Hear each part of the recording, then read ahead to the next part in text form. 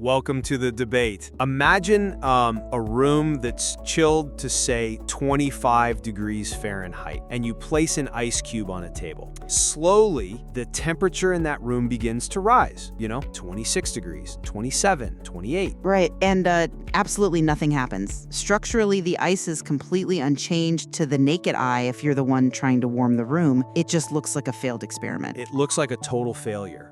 29, 30, 31 degrees. It's still just this solid block of ice. But then you hit 32 degrees, and then suddenly, a single drop of water appears. The ice begins to melt. Wow, yeah. And it wasn't that single final degree that did all the work, right? It was the stored, latent energy of all those incremental shifts that came before it. It's the invisible biological work that precedes the visible breakthrough. Exactly. Today, we are exploring the profound mechanics of human behavior change. We're looking at this really comprehensive framework for how small, atomic-level routines compound over time to create massive transformations. Because if you're listening to this right now and wondering why your New Year's resolutions reliably collapse by the second week of February, it is not because you lack moral character. It is because you are caught in a fundamental tension that we're going to dissect today. Is lasting habit transformation primarily an inside-out process, one that's driven by a deep shift in personal identity and emotional self-awareness? Or is it fundamentally an outside-in process? Like, is it dictated by the physical architecture of our environments and just the mechanical reduction of friction? Because honestly, those are two very different paths to change. They really are. And I'll be arguing that true sustainable change must begin at the deepest layer of self-belief. It's so vulnerable, but behavior change is, at its core, identity change. You just cannot sustain a habit that contradicts who you fundamentally believe you are. And I represent the opposing view. I argue that our behavior is overwhelmingly a byproduct of environmental design. We are shaped by our surroundings and the biological law of least effort. Right. Making identity really just a lagging indicator of our physical realities. You don't change your mind to change your actions. You change your space to force your actions. And, well, your mind eventually catches up. See, when we look at why people fail to adopt new behaviors, the error usually lies in where they start. Most people start with outcomes. They say, I want to lose 20 pounds, or I want to write a novel. The quick results. Exactly, the quick goals. But outcomes are just the surface layer. The layer beneath that is the process, actually going to the gym or writing daily. But the deepest foundational layer, though, is identity. It is what you believe about yourself. Okay. If you rely solely on outcomes, those new habits will inevitably collapse because they are in conflict with your underlying self-image. I see. So you're talking about the psychological difference between, say, someone declining a cigarette by saying, "No thanks, I'm trying to quit," versus someone saying, "No thanks, I'm not a smoker." Yes, exactly. But let's look at what is actually happening beneath the surface there emotionally. The person who says, "I'm trying to quit," well, they still hold the core identity of a smoker. Yeah. They are basically a smoker who is currently employing a tremendous amount of willpower to resist their own nature. Their internal narrative is literally at war with their external goal. Right, it's exhausting. It is. The second person has fundamentally shifted their self-image. Smoking is simply no longer a part of who they are, because every action we take is essentially a vote for the type of person we wish to become.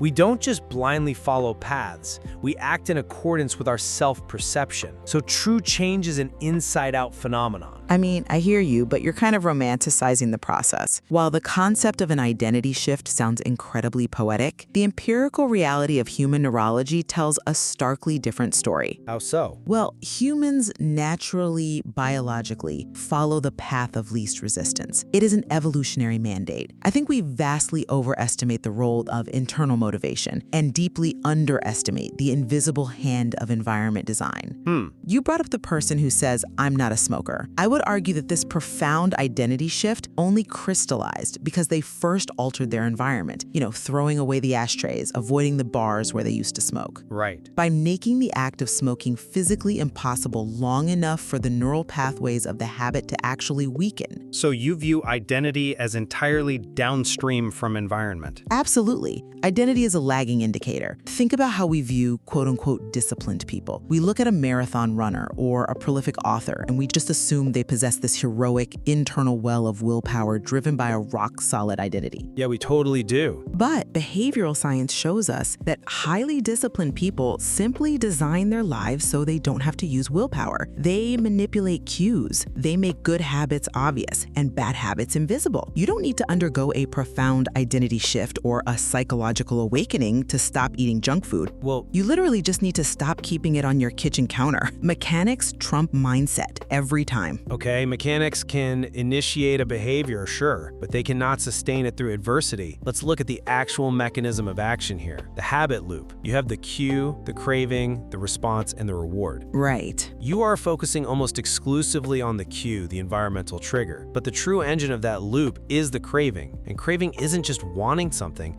it is a physiological dopamine spike that happens in anticipation of the reward, not during the fulfillment of it. And that anticipation is a complex internal emotional state. It's deeply tied to who we believe we are and what we believe we deserve. But craving can exist in a vacuum. Like, you cannot crave what you do not notice. Well, let me finish that thought actually, because it goes right back to that ice cube metaphor from the beginning. When someone starts a new routine, they invariably hit what is known as the plateau of latent potential. The valley of disappointment. Yes, the valley of disappointment. You go to the gym for 3 weeks, you eat salads, you step on the scale, and you haven't lost a single pound. You are in the 26-degree, 27-degree room. It feels awful. Yeah, it's brutal. If your behavior is merely a mechanical response to your environment, the moment that environment fails to provide an immediate visible reward, the habit collapses. The only thing that sustains a human being through that valley of disappointment is a strong internal identity. You keep going to the gym because you have decided, I am an athlete,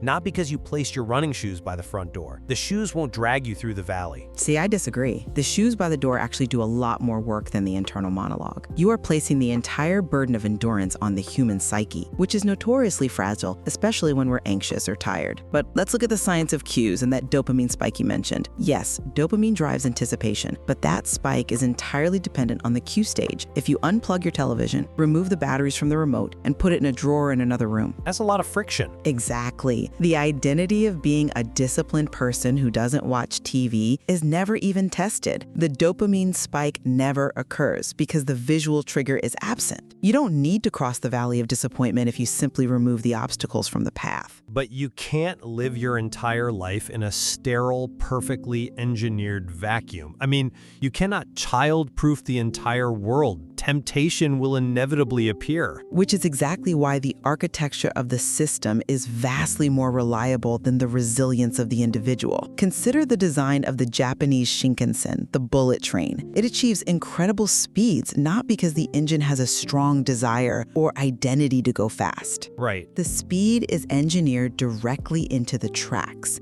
The curves are mathematically minimized, the platforms are perfectly aligned, the system is designed so that high speed is the default inevitable physical outcome. When you make a good habit frictionless, the brain's biological law of least effort takes over. Okay, but You don't need to identify as a raider. You just need to leave a book on your pillow. The physical proximity bypasses the brain's resistance to effort. Look at how we manage our digital lives now with smartphone focus modes.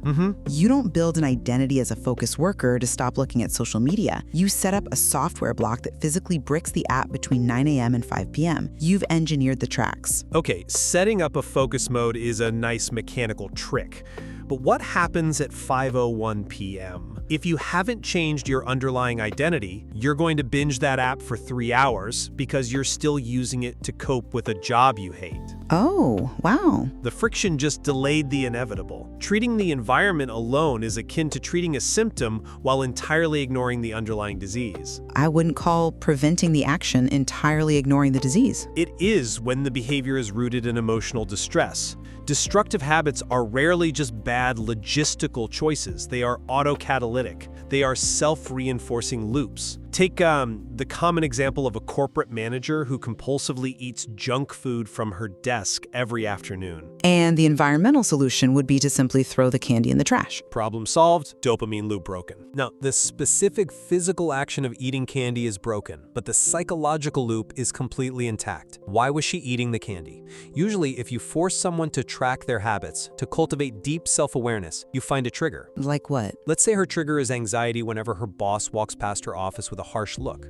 The brain experiences a spike in cortisol, a stress hormone. It immediately seeks a chemical soothing mechanism, a dopamine hit from sugar. Right. The candy is a coping mechanism.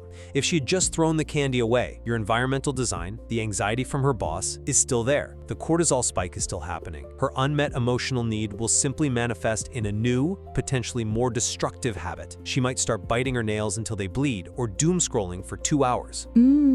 To actually change the behavior, she has to address the internal trigger. She has to consciously replace the self-soothing behavior with deep breathing or going for a walk. Without identifying the root emotional trigger, environmental design is just playing whack-a-mole with your neuroses. Okay, that is an incredibly high barrier to entry for behavioral change. You are essentially demanding deep psychological excavation for every bad habit. Not every habit, but the ones that matter. But we don't need to psychoanalyze every single action. Let's look at the historical example of Victor Hugo. He was procrastinating massively on a book deadline, wasting his days entertaining guests and going to parties. He didn't sit down and do a deep emotional inventory of his fear of failure or his need for social validation.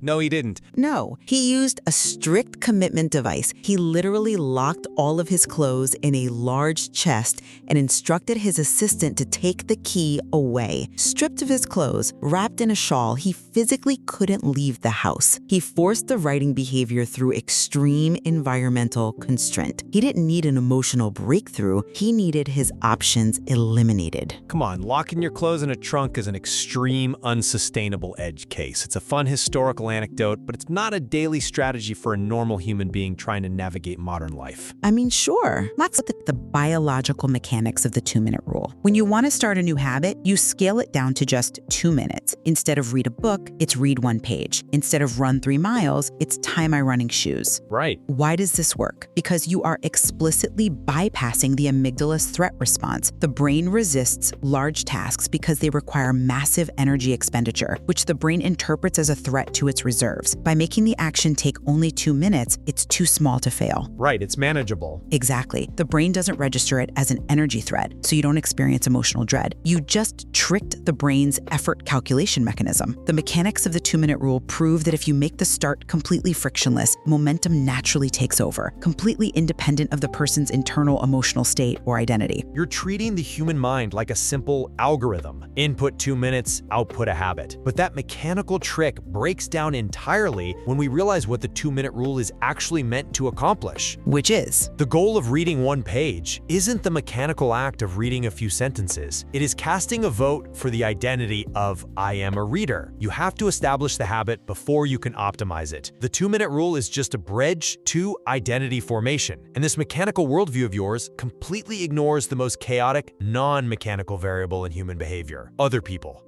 Social influence. Exactly. We are tribal primates. Evolution has wired us for connection because historically, isolation meant death. We constantly conform to the habits of 3 groups: the close, the many, and the powerful.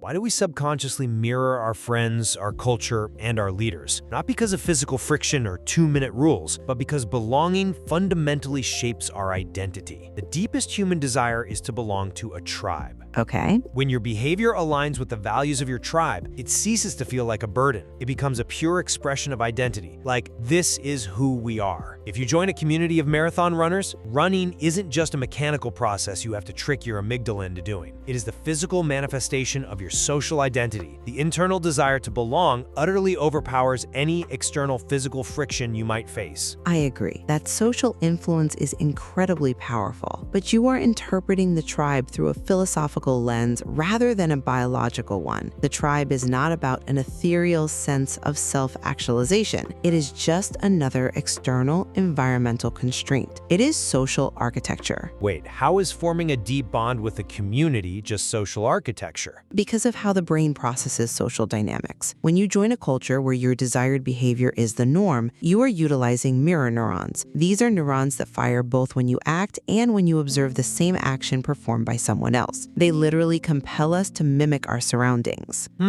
You are outsourcing your discipline to your environment. Let's look at the concept of a habit contract. Imagine a man who signs a binding contract stating he will pay his friend $100 every single time he misses a morning workout. Well, that's just a financial penalty. It's a social penalty. The genius of the habit contract isn't that the man suddenly internally identifies as an elite athlete who loves the gym. The genius is that he altered his social environment by introducing a severe, immediate consequence. He made the bad habit, staying in bed, immeasurably painful. Yeah, I guess so. Knowing someone else is watching you and will judge you creates immense psychological pressure. You are using the environment, in this case your friend's judgment, and your own evolutionary fear of social rejection to enforce the behavior. You are creating a biological compulsion to act, not relying on a profound internal awakening. But even the most ironclad habit contract requires an internal, identity-based commitment to honor it in the first place. If you don't fundamentally care about the friend's opinion, or if you don't see yourself as an honorable person who pays their debts, the contract is completely void. You'll just ignore it. This is why the internal landscape will always dictate the ultimate effectiveness of external tools. You can build the most elegant, frictionless environment in the world. You can lay down the perfect Shinkansen tracks, but if the person sitting in the train fundamentally believes they are unworthy of reaching the destination, they will derail the train themselves. You really think so? I do.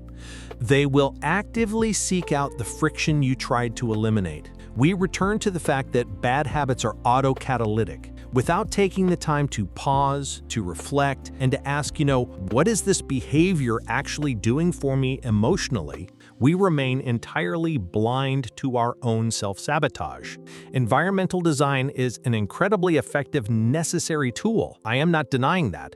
But it is the internal alignment of identity, the conscious, daily casting of votes for who we wish to become, that allows a behavioral system to survive the inevitable disruptions of life. Life will eventually mess up your perfectly designed room. Your schedule will break. Your friends will move away. When the physical structure falls apart, only the internal structure remains. And I look at that exact same chaotic reality of life and arrive at the exact opposite conclusion. Life is messy. Willpower is finite. We suffer from decision fatigue. Relying on an internal structure to carry you through the chaos of modern existence is a massive gamble against human nature. It's difficult, yes. Because we are energy-conserving creatures, we will eventually always default to the path of least resistance. Identity is incredibly fragile, especially in those early stages when you are stuck in the 28-degree room and seeing no results.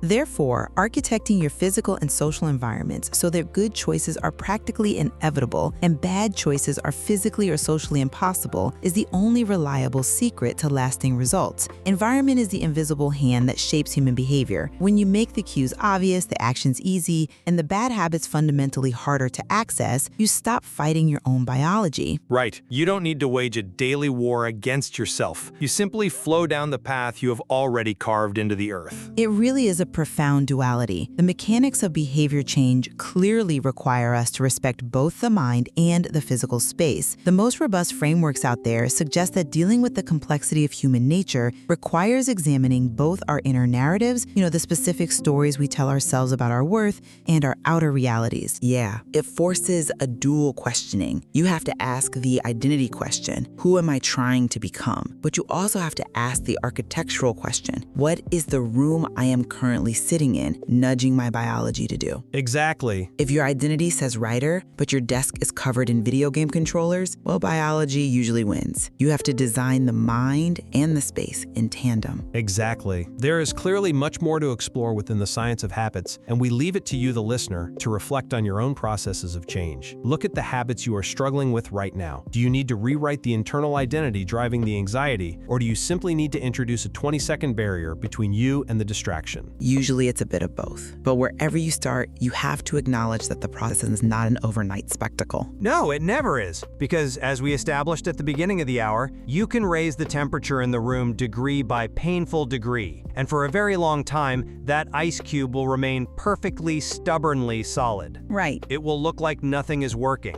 but the energy is storing, the biological adaptations are occurring, the votes for your new identity are compounding. You just have to keep the environment warm and keep casting the votes until you finally hit 32 degrees.